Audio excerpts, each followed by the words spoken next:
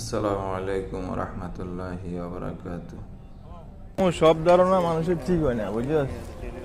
এই যে আমাদের আজকের ধারণাটাও কিন্তু না ভুল। উইয়ে যে মুসলিম হিনে কইতেন জাফর, হ্যাঁ, মানে জাফর উইয়ে সাদরে যে হিন কইতেন। সাধুলি যে মুসলিম ই করছি না। আমি বলছি বহুত নামাজ পড়ছি।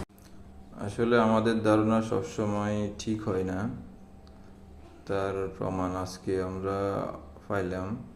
কারণ এখানে দেখি অনেকেই বছরকে বছর নামাজ কালাম পড়ে না। তো আজকে দেখতেছি আমাদের এক ড্রাইভার আমাদেরকে নিয়ে গেল নামাজ পড়ার জন্য, সেও আমাদের সাথে নামাজ পড়লো। তো আমরা জানতাম না আসলে সে মুসলিম। তো আজকে দেখলাম যে কি আসলে সে মুসলিম, নামাজ পড়লো। ওর কথা কি বলবো, আমাদের সাথে অনেকেই আছে যে বছরকে বছর নামাজ কালাম পড়ে না। তো আমরা সবার জন্য দোয়া করি, আল্লাহ যাতে সবাইকে হেদায়েত দান করে, পাঁচ ওয়াক্ত নামাজ জামাতের সহকারে আদায় করার তৌফিক দান করে।